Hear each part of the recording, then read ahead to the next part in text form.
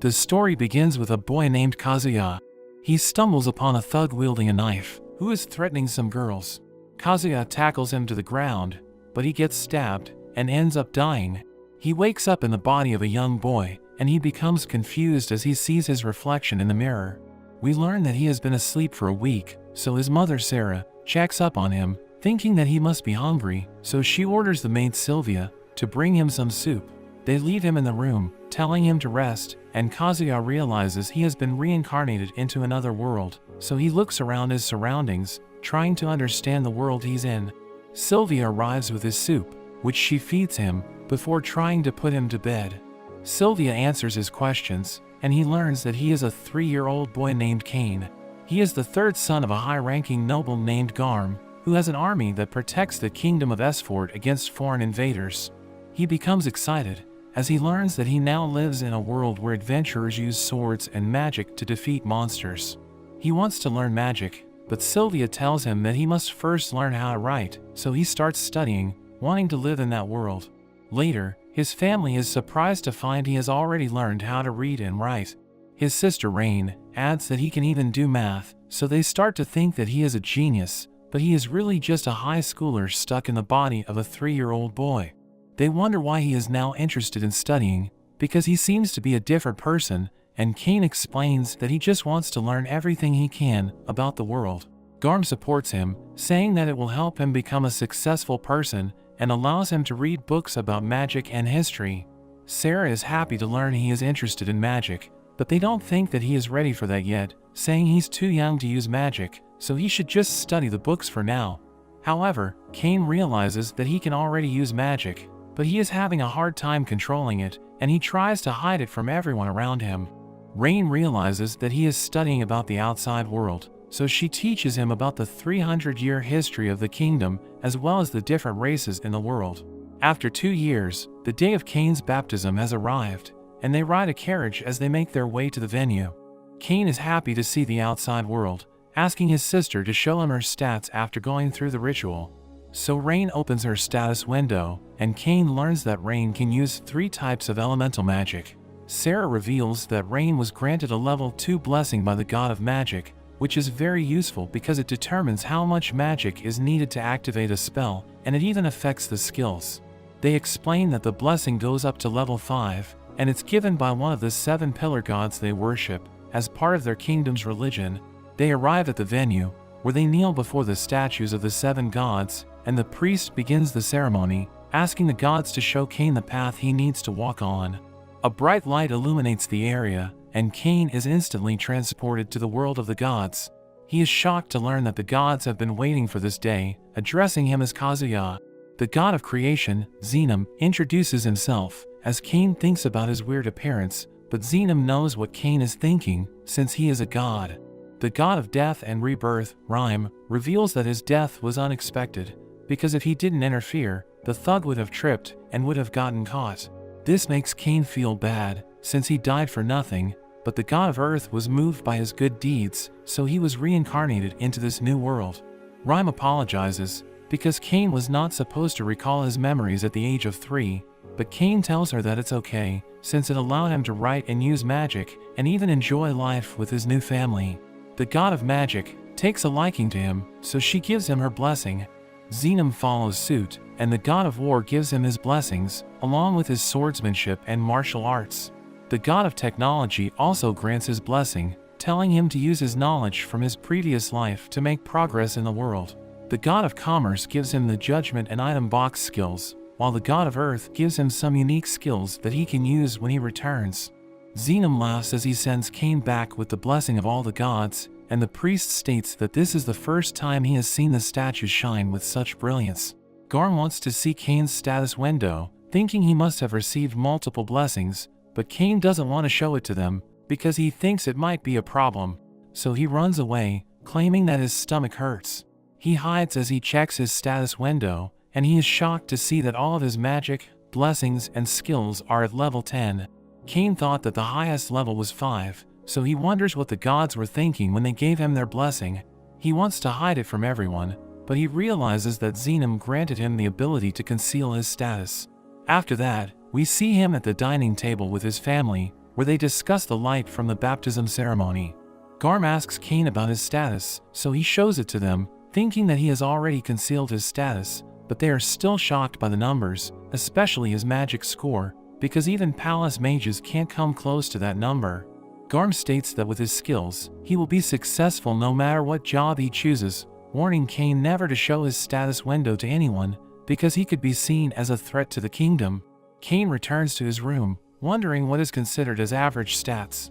He sees a book about summoning magic, so he goes outside to summon a fluffy animal, but he ends up summoning a demon instead. It starts attacking his sister, who happens to be passing by, and he tries to attack the demon with a fire spell, but the demon grabs onto him, while he uses a return spell to send it back. He drops to the floor and passes out, but he eventually regains consciousness, and is happy to see that his sister is smiling because of his deeds.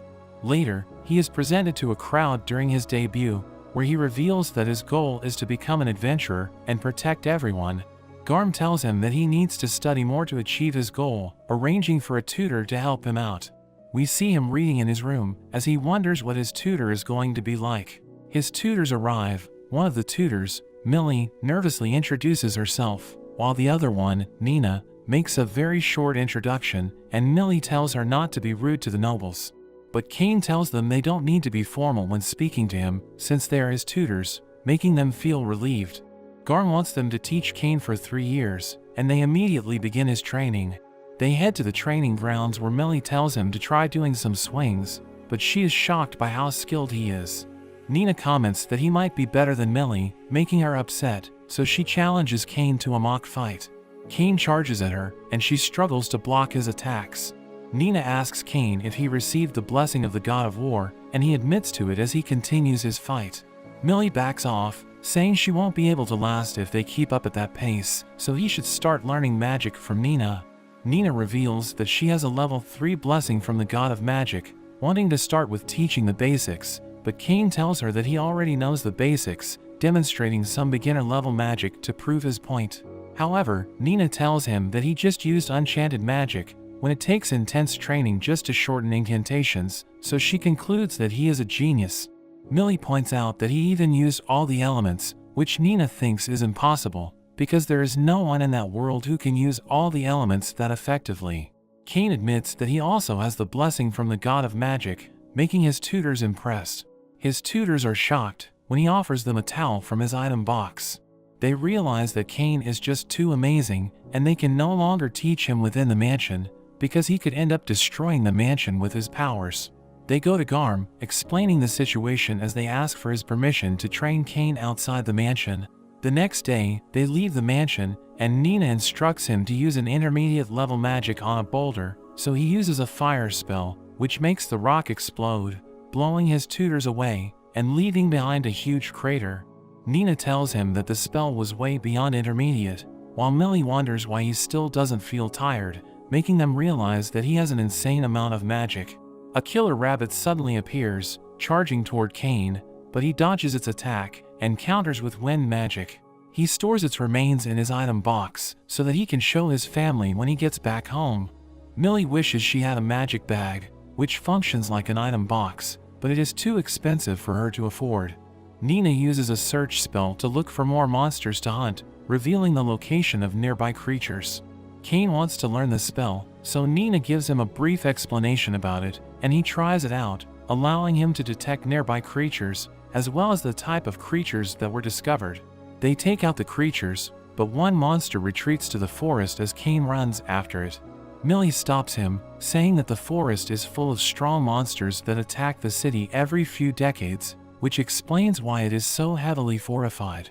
That evening, Cain realizes that he is already at level 8, because he has a skill that gives him 100 times experience, and he blames the gods for making him too overpowered. They go to the guild hall to look for a quest, but they come across a brawny guy, who looks down on them for being D-rank adventurers, asking them if their quest is babysitting, since they are spending time with a kid. He orders Millie to pour him a drink, but Millie refuses, and Nina tells him that they are on duty. This makes him upset, so he grabs onto Nina while his companions restrain Millie. Cain slaps the man's hand, making him fall to the ground as he squirms in pain. The man tries to retaliate, But he is no match for Cain, so he draws out his sword, relentlessly attacking Cain, who easily dodges his attacks. Cain catches his sword using 2 fingers and throws him outside. His companions threaten to kill Millie, but Cain charges at them, tossing them outside as well. His tutors thank him, and Millie is surprised he is also good at martial arts, but he claims that he just studied it from some books. They head back to the forest where they continue their training, and after 3 years, the contract of his tutors are about to come to an end. He wants to thank them for being good to him, and remembers that Millie wanted a magic bag, so he goes to the forest to look for the materials needed for the bag. He easily defeats the powerful monsters in the forest, but a guard sees the pillars of fire that he used, and thought that the monsters were preparing to attack the city again. The guard sounds the alarm, so Garm heads to the forest with his soldiers, but instead of seeing monsters, they encounter a huge crater. Cain completes the last part of his training, and he gives them the magic bags that he made. He tells them about the monsters he defeated, and we learn that it would normally take a party of A-rank adventurers, but he did it on his own. Cain tells them that the magic bags could hold a whole mansion, and only they can hold onto it, but they tell him that it would be considered beyond a national treasure level item. But they bid each other farewell, saying they all had fun during the experience. 2 years later, Cain is now 10 years old, and they head to the royal capital for Cain's debut, which is a mandatory event for all noble sons. His father tells him that their journey will take 1 week if no monsters get in the way. Cain uses his search ability to detect any nearby threats, and tells his father that people are being attacked by monsters 3 kilometers ahead. Garm orders his men to pick up the pace, but Cain knows they won't make it in time to save the people. So he jumps out of the carriage and uses a boost spell to run ahead. Meanwhile, the monsters are about to wipe out the people, and a soldier desperately tries to protect the royal carriage. A monster approaches the carriage, but Cain suddenly appears, killing the monsters with ease, and defeating the general with his fire sword. He checks up on everyone, introducing himself as the son of Garm, and using a healing spell to help the soldiers recover, but some of the soldiers didn't make it, so he stores their bodies in his item box. At that moment, Garm arrives, wanting to help, but he realizes that the fight is over. The door of the royal carriage opens, revealing 2 girls, Princess Telestia and Miss Silk, the Duke's daughter. They introduce themselves to the ladies, and the princess collapses from the stress. Cain casts a spell to help them relax, making their hearts lighter. The girls thank Cain for saving them, revealing that they saw him fight from their carriage window. They start fighting over him, and Silk asks him what brought him there, so he explains that they are going to the royal capital for his debut. The girls reveal that they will also be having their debuts, wanting Cain to travel with them. As they travel, he sits between the 2 girls in the royal carriage. He doesn't feel comfortable in his position, so he wants to move to another seat, but the girls won't let him go. They arrive at a town, where the girls want Cain to spend the night with them, because they feel safer around him. Garm asks for them to reconsider, since it would be inappropriate for boys and girls to share a room, but the girls tell him that they are still traumatized from the last attack, so they want Cain to protect them. Cain is pressured into sharing the room with them, but agrees under the condition that the room is huge. They go to their rooms, but Cain realizes that the beds are too close together. The girls want Cain to sleep in the middle, as they move the beds closer to each other. The girls get closer to him, claiming that they are scared, and Cain becomes too nervous to go to sleep. This goes on for a few nights, making Cain sleep deprived as they arrive at the royal capital.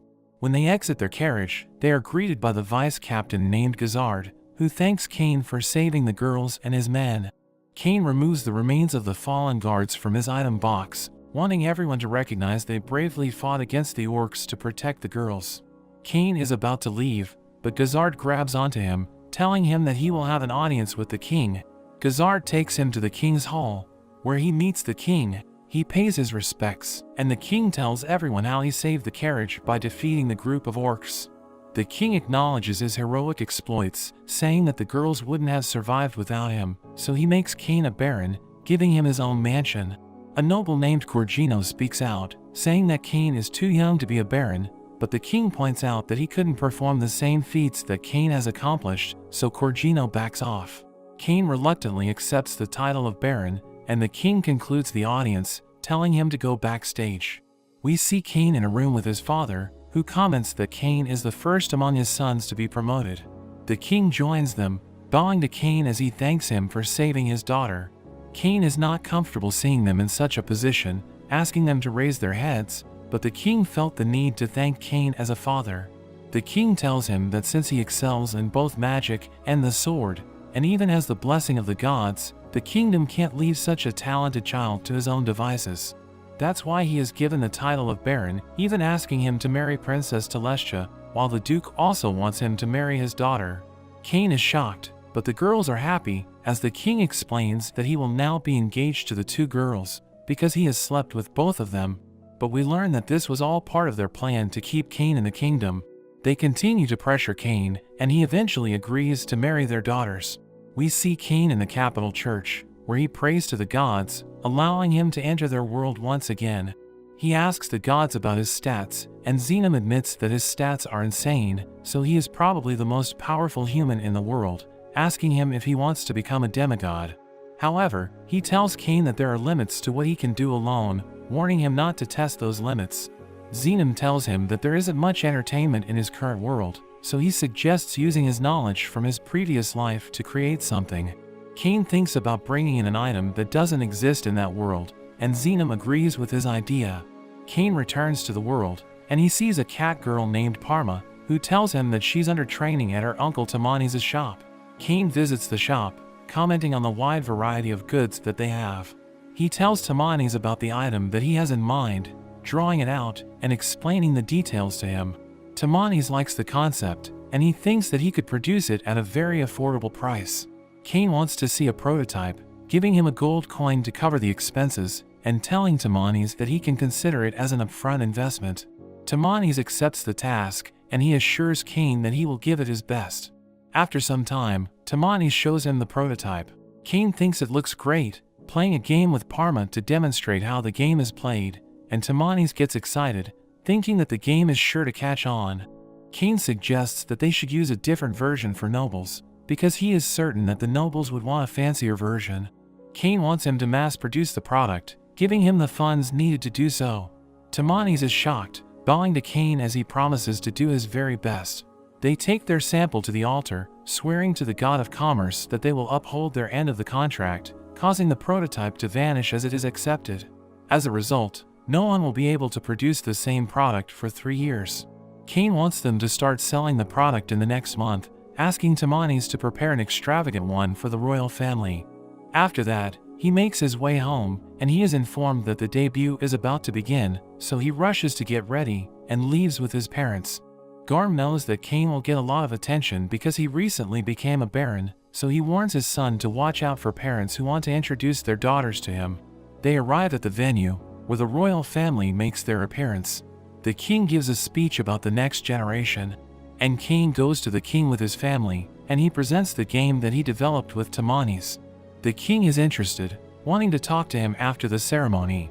Garm wasn't aware of the game's development, and Cain explains that he needs to find other sources of income to help him maintain the mansion. His parents leave, as they tell him to interact with the other children. Cain sits with Silk, who displays her interest in him as she starts teasing him, but Corgino's son Habit interrupts them, giving Silk a compliment and expecting her to reciprocate, but Silk just silently greets him. One of Habit's friends demands that Cain show his respect to Habit, so he gets up to greet Habit, introducing himself as Baron Cain, but they think he is just a son of a baron, so they start looking down on him. Habit thinks that Cain must be from a poor family, since he didn't even mention his last name, and he threatens to have his friends beat him up if he doesn't apologize for his rudeness. But Cain tells Habit that he is the one being rude, so they go outside, where Habit wants to fight him. Habit reveals that his friends have God's blessing, and they can even use magic. The first guy steps up, and he tries to show off, conjures a really weak fireball, which Cain easily dodges. The other one also tries to be flashy, but he just launches some weak rock projectiles. They are about to attack again, but Silk becomes annoyed, so she tells them that Cain is not the son of a baron, but he is the baron himself, telling them about his impressive feats. She orders them to bow since he outranks them, and they obey, begging for his forgiveness as they leave the scene. Silk realizes that Cain has a dark side, because he let the situation drag on to make things more interesting, even though he knew that the kids were mistaken. but she promises to keep it a secret from Telestia if Cain goes on a date with her. At that moment, Telestia arrives, wanting to know what happened, but Silk just tells her that they are going to go on a date. Telestia becomes jealous, so Cain tells her that he will also go on a date with her. The king interrupts them, summoning Cain for their meeting, where they play the game Cain developed. The king enjoys the game, wanting to keep it exclusively between them, but Cain reveals that it's going to be made available to the public. The Duke is also there, and they take the chance to remind him that his engagement with their daughters is a secret, telling him to be careful on his date. The next day, Cain is given the deed and key to his new mansion. He goes to check it out, but when he arrives, he finds it's completely run down. As he enters, the lights don't work, so he uses his magic to light the way. He checks out the rooms, but finds that everything is filthy and all the rooms are empty. But it doesn't bother him, as he uses his magic to instantly repair and clean the entire mansion. He fixes up all the rooms, and the mansion is as good as new. He gets a visitor, and it turns out to be his maid Sylvia, who is overjoyed to be working for him again, and he meets his new butler, who introduces himself as Colin. Sylvia is keen to get started right away, ordering the other maids to start cleaning, but they find that everything is completely spotless, and Cain admits to cleaning everything with his magic. Colin reminds him to go back to his family, and Cain remembers that his older brothers are coming home to visit. We meet his brothers, and they are impressed he received a mansion and became a baron so quickly. Rain wants to visit his mansion, but her brothers warn her it could be haunted, since the mansion is so run down. But Cain assures her that it will be okay. They go to visit his mansion, and they are shocked because it's not run down at all. His father finds it strange, because the mansion was falling apart the last time he visited, but he realizes it must have been Cain's doing. They are impressed with all the rooms, but his father says that it's missing some art. Cain wonders why he needs art, and Garm explains that nobles are very fond of it, decorating their mansions with things like paintings, armors, and even mounted monsters. Hearing this, Cain decides to put one of his monsters up.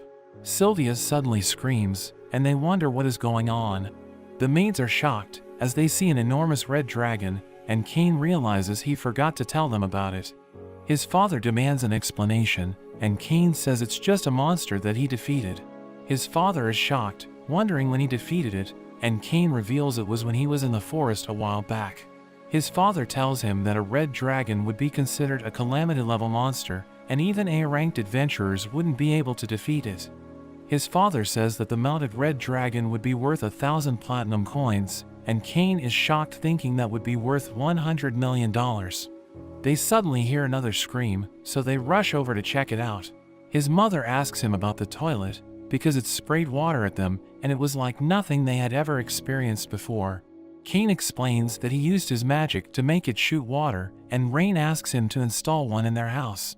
Garm calls them dramatic for freaking out over a toilet, but they tell him to try it out himself.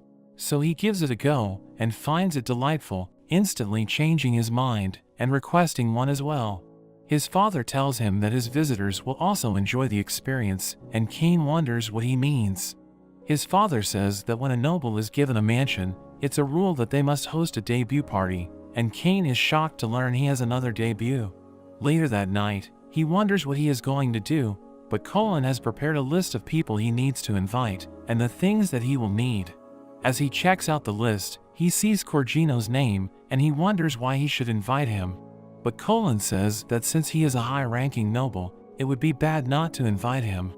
Cain wonders why the king isn't on the list, and Colin tells him that only high-ranking nobles are allowed to invite him. He thinks about preparing the food and drinks for the party, but panics because he also needs to get a gift for all his guests. But Sylvia gives him some ideas, and he creates a glass using his magic. Most people are used to just using porcelain, so he decides to give out glasses to all of his guests. He moves on to preparing the food. Using a recipe from his previous life, he comes up with the Hamburg steak, and Sylvia finds it to be absolutely delicious. She tries his drink next, and she is amazed by its fizzy bubbles, wondering what it is, and Cain explains how he used his magic to add bubbles to regular wine. Colin interrupts, telling Cain he is being called by the king. At the palace, the king is mad at him because he never got an invite to his party, and we learn that the Duke has been taunting him for not getting an invitation. Cain comes up with an excuse, saying that he just wanted to give him his invitation in person, and he just hasn't had the chance until now. The king is overjoyed hearing this, and Cain is relieved. The night of the party arrives, and Cain welcomes all his guests. The Duke arrives with Silk, and they are amazed by the red dragon. Cain thanks all his guests for joining him, and he makes a toast. Everyone is amazed by the drink, and the Duke comments on how the glass shines like a treasure. The king arrives, and he tells everyone to just enjoy themselves. He tries out the sparkling wine, and finds it absolutely delightful. He is served the Hamburg steak next, and he finds it rich and juicy, and there is even a cheese surprise in the middle. The queen comes rushing out, wondering what's up with his toilet, calling it revolutionary, and demanding one for the palace. The king tries it out himself, and immediately demands Cain to install one in the palace. The king compliments him on his hospitality, and all the nobles applaud him. But at that moment, Colin tells him that Corgino is arriving. Corgino rudely approaches, calling the house small, but is shocked when he sees the red dragon. He heads into the dining room, looking down on everyone else. They serve him the sparkling wine, which catches him off guard, but he pretends not to like it. He tries the Hamburg steak next, and calls it disgusting, but he can't stop himself from eating it. He demands more sauce, snatching it from Sylvia, and Cain is annoyed at his behavior, but Colin tells him he shouldn't cause a scene. But Cain has an idea, thinking things will be fine as long as he isn't the one causing the scene. Cain offers Corgino the glasses as a gift, but Corgino demands he hand over all of his glasses. Cain apologizes, saying that the glasses are his gift to everyone, but he says he has a bigger surprise for him. Corgino gets excited, but it turns out to be the king. Corgino is shocked to see him there, and the king tells him his behavior was unacceptable, when he should be leading by example as a high-ranking noble. Corgino runs away, and Silk finds it amusing how Cain set him up. However, the king realizes that Cain used him, and he ends up lecturing him for hours. Cain visits the barracks, where he runs into Vice Captain Gazard. He explains that he was told he could leave his monster materials there, so Gazard takes him to a warehouse where he can leave the materials. However, Cain says the room isn't big enough, and Gazard thinks he must have something big, like the red dragon at his mansion. But Cain says it's nothing as impressive, saying it's just an earth dragon. But Gazard is just as shocked, saying that it would take a whole party of A-rank adventurers just to take one out. They head out into the courtyard, and Cain takes out all of the monsters from his item box.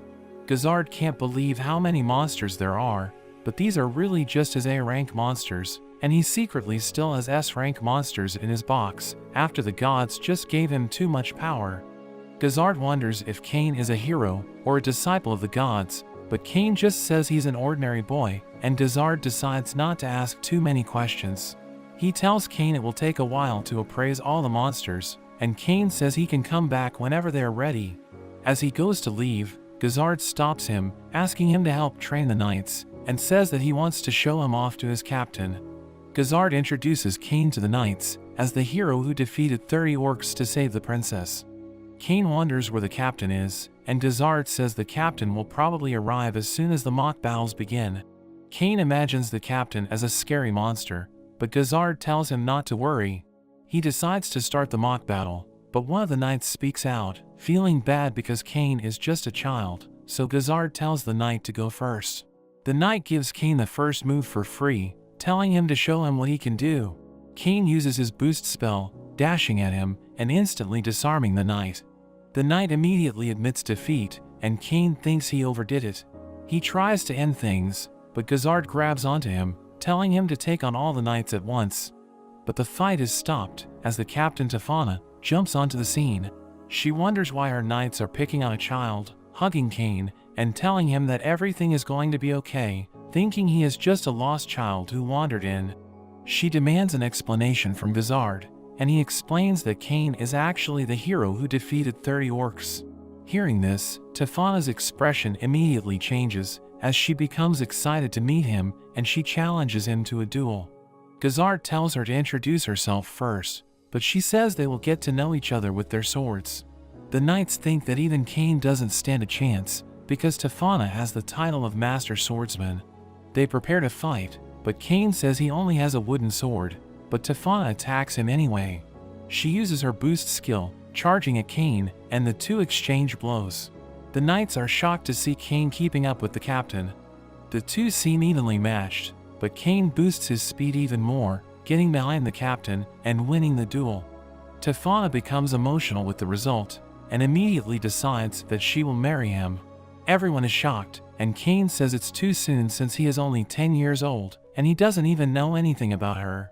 So Tefana introduces herself. Besides being the captain of the Royal Knights, she is an honorary viscount and daughter of a duke from the northern forest. She tells him not to worry about age, since she is an elf, who will live at least 300 years, so her looks won't change for a long time, but Cain thinks that was not the problem. Cain hides behind Gazard, saying that marriage is a big decision, and they can't just decide things on their own so easily, especially since he is already engaged to Telestia and Silk.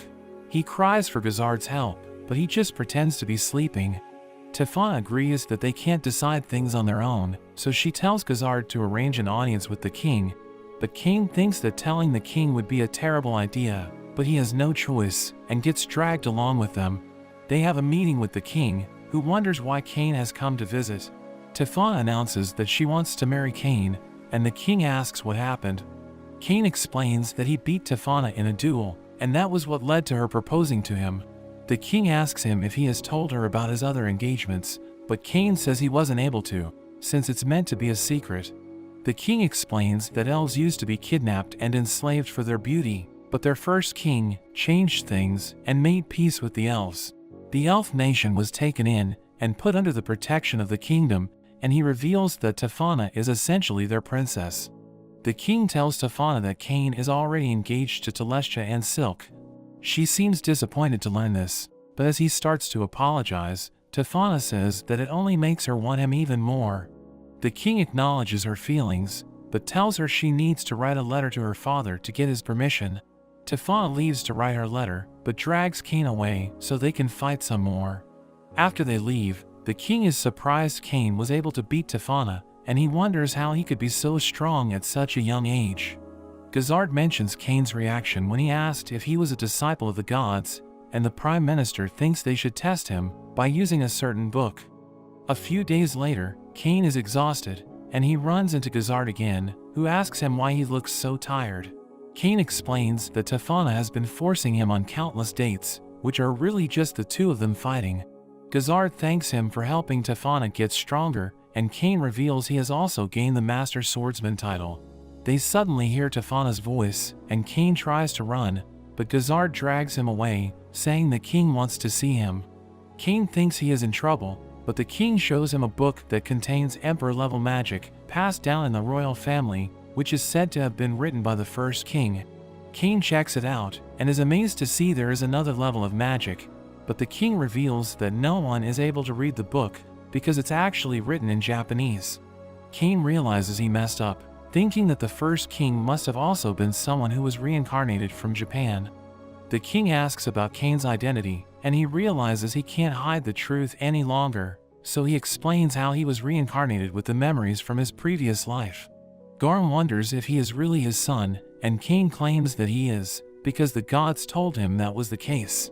Everyone is shocked to hear he met the gods, and he recalls how he met the 7 gods during his baptism. The king can't believe he met all 7 gods, and they ask him to show his status. Cain opens his real status window, shocking everyone as they see his level 10 blessings and his title as God's Chosen. The king thinks that with his title as God's Chosen, everyone in the world would bow to him. But Cain doesn't want that to happen, saying that he is happy with how things are in his life, with the adventures he's had, and the people he has met, so he wants them to just treat him the same as before.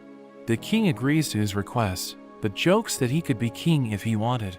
Tefana interrupts the meeting, revealing the letter from her father, agreeing to let her marry Cain, so she grabs Cain and takes him away, heading straight to the courtyard. Meanwhile, the king orders everyone to keep what they learned about Cain a secret, hoping that he will continue to protect the country, as well as their people. Later on, we see Telestia and Silk after they find out about his engagement to Tefana. They are mad at him at first, but they manage to accept the news, and they tell him not to accept all the proposals that he will receive, wondering how many people they will have to share him with.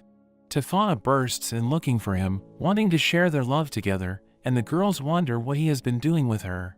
But he gets dragged away as he tries to explain himself. Later on, Cain has another look at the first king's book, and there is a message that says if he can read the book, then he must also be from another world, so it's a record of his own experience.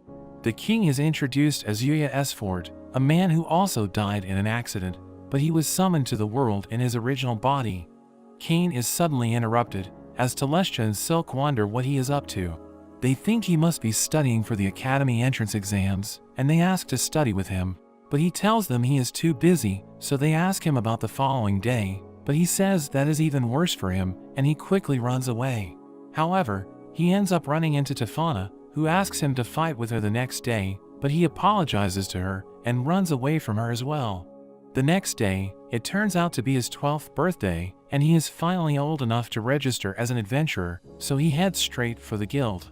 He looks around the place, and he is impressed by the capital's guild. He runs into an adventurer, who can tell it's his first time, so he reminds him to stay safe, because he only has one life. As he walks off, Cain gets a feeling he has seen him before. He goes up to the counter, and the clerk introduces herself as Tia. Cain asks to register as an adventurer, and she tells him to fill out a form.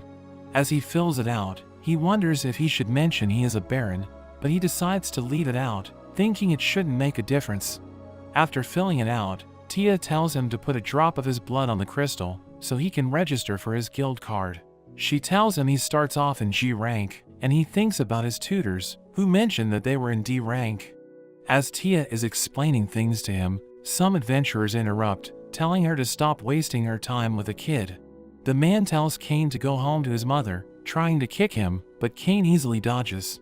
His friend tries to attack as well, but Cain avoids him as well. He makes a fool of them, and the man prepares to draw his sword. But things are stopped, as the red-haired adventurer from earlier appears, and the man recognizes him as Claude, from the Ice Flame party. Claude asks if he wants to fight, and the men run off instead. Cain thanks Claude for his help, and Claude can tell he is strong, seeing the way he avoided the attacks from the men. They have a drink together, and Cain gets juiced since he is still a kid. Claude is interested in how he is so strong at such an age, and Cain tells him he was tutored when he was younger. Cain asks him why the men mentioned Ice Flame, and Claude reveals it's the name of his party, where he fights with a flaming sword, and his wife uses ice magic. He recommends Cain find a party, so that he can take on bigger quests and rank up faster, revealing his gold card, which means he is an A-ranked adventurer.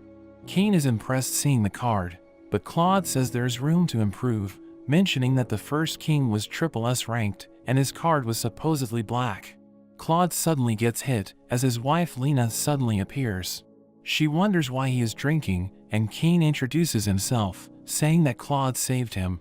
She finds him cute, even offering to help him if he gets into any more trouble, but she drags Claude away, saying they need to get on with their quest.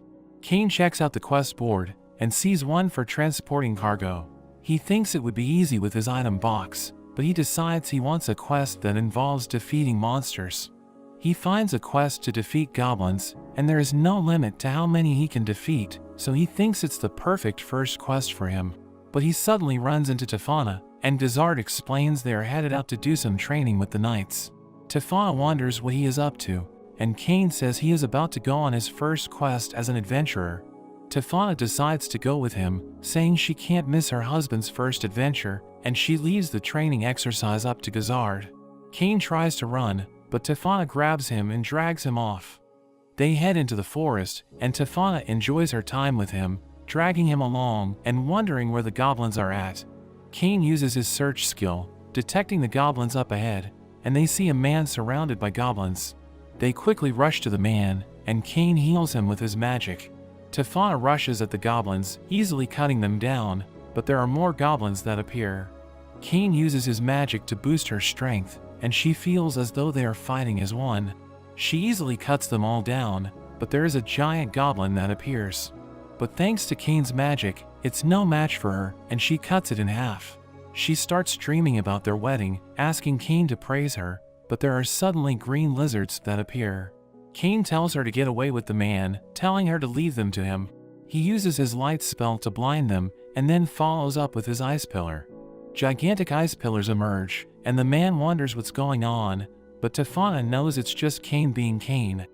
Sometime later, we see Cain's tutors as they investigate the green lizards, but there is only a huge crater left behind. Cain reports to the guild, and he wonders if he can hand in the green lizards, even though he didn't take the quest. Tia is shocked to hear this, because a green lizard quest is usually C-ranked, and Cain reveals that he defeated 30 of them. Tia can't believe it, and she rushes to the chief and tells him what happened. The chief meets with Cain, introducing himself as Cedric, mentioning that the guild master is busy, so he is handling his case. He thinks Cain is trying to cheat the system, because he only just registered as an adventurer, and he thinks it would be impossible for him to kill a green lizard. Cain insists that he beat them, but Cedric thinks he is just a peasant trying to cheat the guild out of the reward money.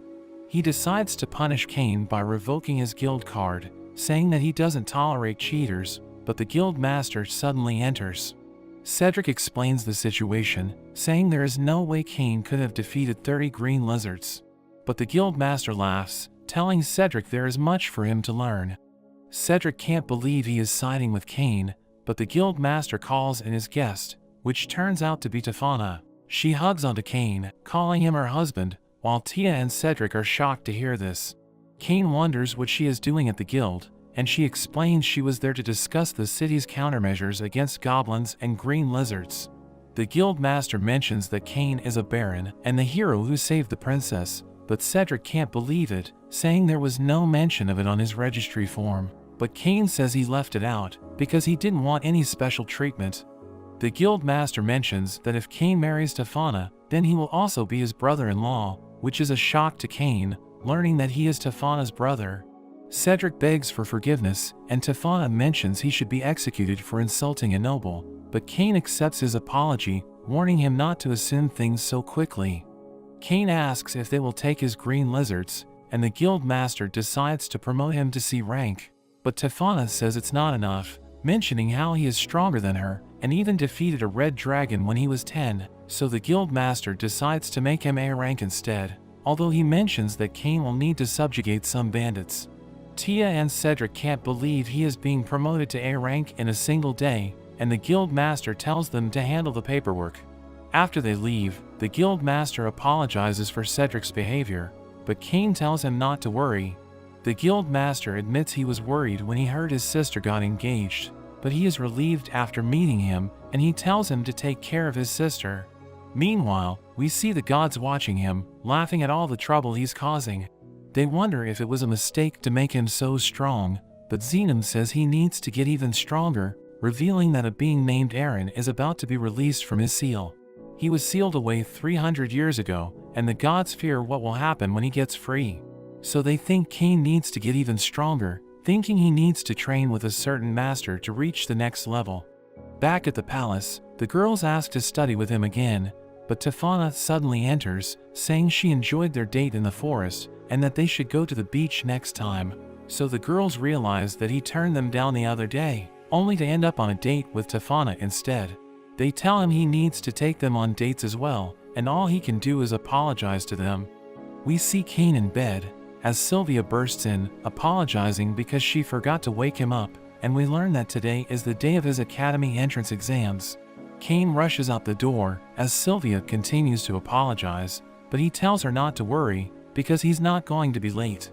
As he gets outside, he uses a teleportation spell to get to the academy. He checks in for the exam, and he is given directions to his room. As he heads over, he finds it strange he doesn't recognize anyone on the list. When he gets to the room, he wonders if Telestia and Silk are taking the exam in another room. The examiner comes in and tells them they have 2 hours to complete the test, warning them that any cheaters will be immediately removed. The test begins, and it's just basic math and writing skills, which Cain finds easy, thanks to his knowledge from his previous life.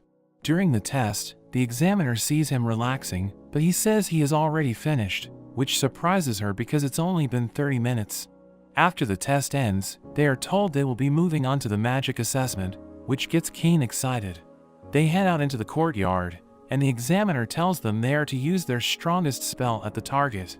Cain wonders if it will be okay to use his full power, and the examiner tells him the area is protected by a defensive barrier, so he can use any magic that he wants. We see a boy as he starts to chant and create a fireball, but it's so weak that it surprises Cain. Another student goes, and she is just as weak, making Cain realize that this is the level that most 12-year-olds are at. He was planning to use his Inferno spell, but realizes that would probably be a bad idea. When it's his turn, he creates a fireball which turns blue, and uses a fire bullet spell, but it ends up causing a huge explosion, blasting right through the wall. There is massive damage to the area, and Cain is confused, because he only used a beginner-level spell. The examiner can't believe her eyes, as Cain tries to explain himself. The examiner checks the area, and tells them to move on to their swordsmanship exam. They move to another part of the academy, where the examiner introduces some A-rank adventurers who are there to help assess them. Cain is surprised to see Claude, who wonders what he is up to, and Cain explains he is taking the entrance exam. Claude wants to be his opponent, but Cain tries to decline. However, the examiner says that Claude is the highest ranked adventurer, so he can't refuse. The two prepare to fight, and Claude tells him to show him what he can do. Cain thinks he should be pretty strong since he is A-ranked, so he uses his boost skill and starts to attack. The two start to exchange blows, and the other kids can't believe how fast they are moving. Claude is impressed by Cain, saying he is stronger than the other examiners, but Cain tells him to take it easy, since it's just a test. But Claude gets too excited, using his own boost skill, and they start moving even faster. But their fight gets interrupted as the examiner tells them to stop, saying they are scaring the other kids. Claude thinks they went a little overboard, and decides to call it for the day, but tells Cain they should go on a quest together sometime, but Cain isn't sure that's a good idea. The examiner says he has seen enough, and tells Cain to go home and wait for the results. He heads back home, and Sylvia wonders how he did. He says everything went well, and Sylvia wants to have a party to celebrate. He says it's still too early to celebrate, but his stomach growls, and Sylvia rushes off to prepare him some food. At the palace, we see Cain as he is questioned by the king about the damage that he caused. Cain explains how the examiner told him he could use his full power since there was a barrier, but even though he only used beginner magic, instead of his new Emperor-level magic, it still caused massive damage. The king is surprised he can use Emperor-level magic, but Cain says he's not sure what would happen to his surroundings if he used it, asking if there is anywhere he could practice, but they tell him absolutely not. The king goes on to ask him where he took his exam, because Telestia complained that she didn't see him during the exam. Cain mentions how he checked in at the south entrance, and was directed to his room. Upon hearing this, the king asks him why the academy has a north and south entrance, causing Cain to realize his mistake, because the north entrance leads to where the nobles live, and he ended up taking the exam with all the commoners instead. The Duke mentions how this even caused a problem with the academy headmaster, as we see in a flashback, the headmaster telling him there is a problem with releasing the results, because a commoner got a perfect score on the written exam, as well as destroying the training area, and fighting on equal footing with an A-ranked adventurer, but the Duke just laughs hearing this, knowing it could only be Cain, and tells the headmaster to release the results. At the academy, the results are released, and Cain looks for his name.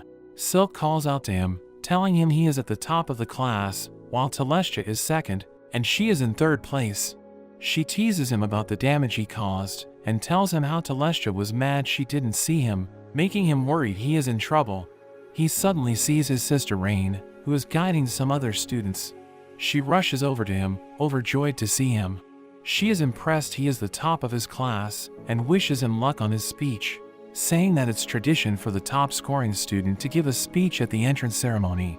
Cain wishes Telestia could do it instead, but Rain tells him he doesn't have a choice. Cain returns home, and Sylvia is overjoyed to learn he passed, saying they need to celebrate, and that she will cook enough food to feed 100 people. She rushes off, and Cain thinks she is going overboard, but he thinks it's a good occasion to be happy. On the day of the entrance ceremony, Cain sees that his parents have come to watch him. He is joined by Telestia and Silk, charming them instantly, as they think he looks cute in his uniform. As the ceremony begins, The other students wonder who he is, jealous that he's sitting between the two girls.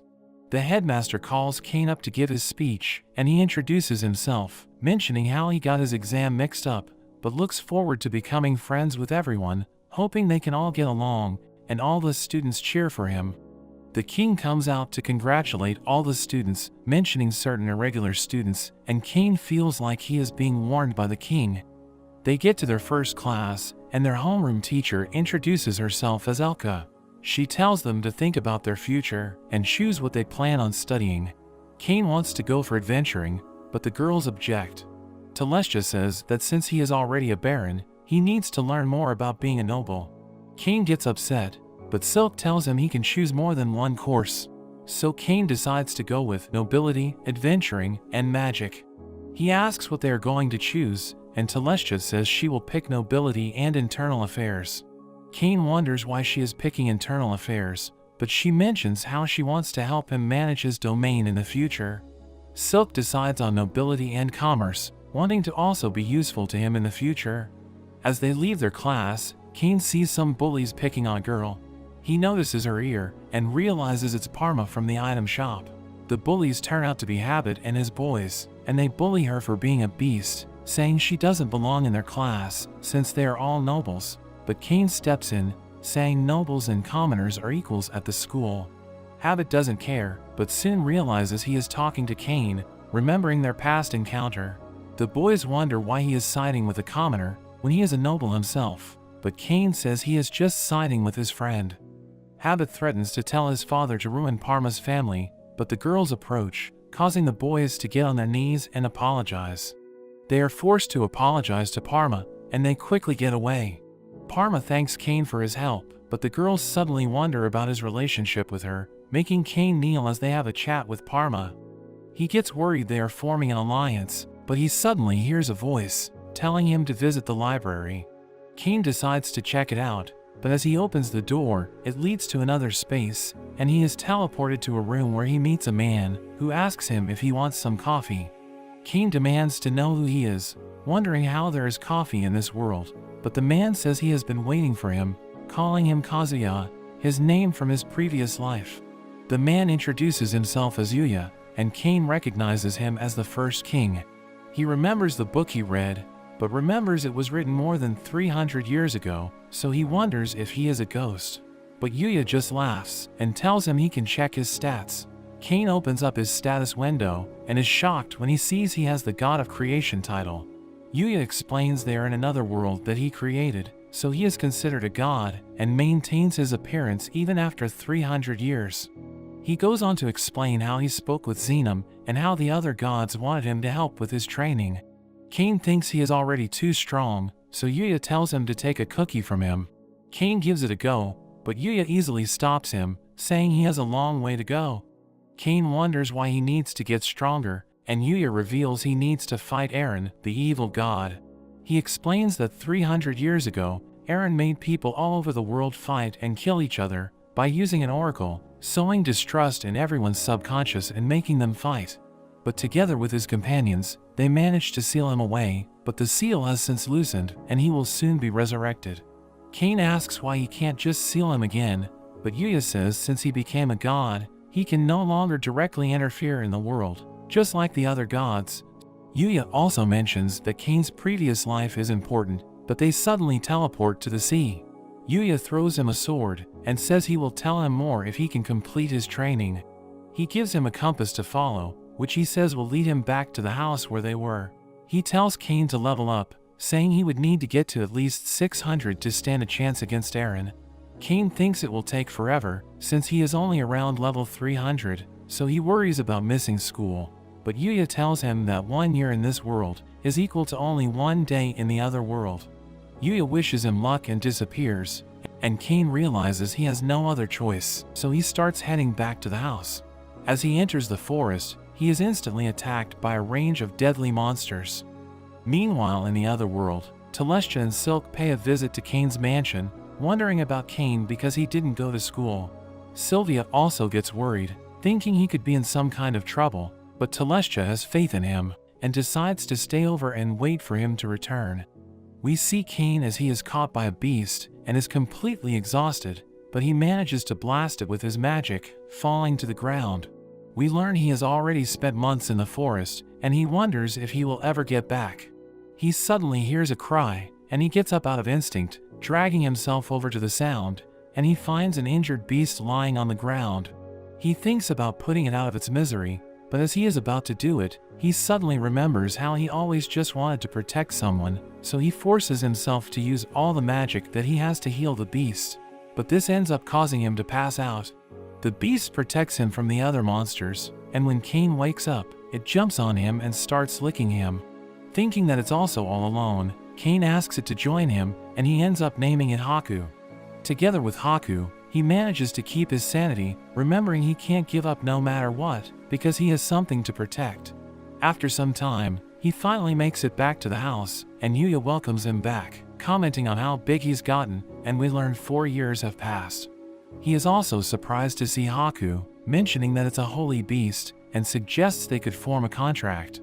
Cain gives it a go, and Haku disappears, but Yuya says he can now summon him whenever he wants. Yuya goes on to introduce him to his next teacher Durin. Durin tells him he's still not strong enough, because Eren is even stronger than Yuya, who is stronger than him, so Cain needs to first defeat him. Cain uses his boost skill, but Durin dodges his attack, knocking him out with a single punch. When Cain wakes up, he finds he was taken in by Durin, and he meets his wife Ruri. They also have a pet dragon named Jin, and Cain is excited to see it, wanting to be its friend, but Haku jumps on him, and doesn't seem to like the dragon. Cain joins them for a meal, and he starts to cry, because it's the first time he has gotten to eat real food in 4 years. Meanwhile, we see Telestia and Silk baking. They are worried about Cain, but are learning how to bake, wanting to make him happy when he returns. Cain keeps on fighting with Durin, and he gets beaten up every day. After training for a year, Cain is still getting beaten up, and Durin wonders how he will be able to defeat Eren. But Cain thinks back to his talk with Yuya, where he explains Eren used to be the god of amusement in the Otherworld. Cain is shocked to learn there used to be 8 gods, and Yuya tells him how Eren used an oracle to force everyone in the world into a death game, and if he returns, the death game will happen again, and everyone Cain knows will get caught up in it. Cain uses this as motivation to continue his training. Yuya also goes on to reveal the reason that Eren is linked to his past life is because Eren killed his parents. We learn that his parents Seiya and Megumi were also killed in a car accident and summoned as heroes to the world. The gods were unable to interfere directly, so they tasked the 3 of them with stopping Eren, giving them an orb that could seal him away. They fight against Eren, but he is unaffected by Megumi's magic, so Yuya and Seiya charge at him, attacking with their swords, and even managing to cut his arm, but Eren retaliates with his magic, which ends up killing Megumi. Seiya activates his ultimate skill, charging at Eren, but he ends up getting stabbed. However, Yuya takes this chance, and manages to seal him, but at the cost of Seiya's life. As Cain thinks about saving those dear to him, he manages to overpower Durin, and he finally completes his training. Cain visits his parents' graves, and Yuya says how they were always worried about him. Cain thanks Yuya for looking after his parents, and Yuya shows him the cookie, which he manages to grab this time, and Yuya acknowledges his growth. Yuya suggests having some coffee, but Cain is eager to get back to the Otherworld. Yuya points out how different he looks, but he uses his power to revert his appearance.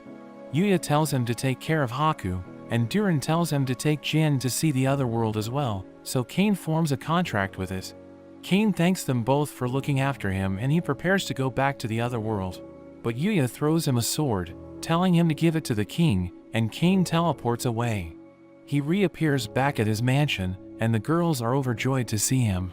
He apologizes for making them worry, but Telestia says they had faith he would return, so they even learn how to make cookies for when he got back. They welcome him home, and Cain is glad to have them in his life, as he digs into the cookies. But that's where this video ends. Remember to like and subscribe to the channel. Thanks for watching, and I'll see you next time.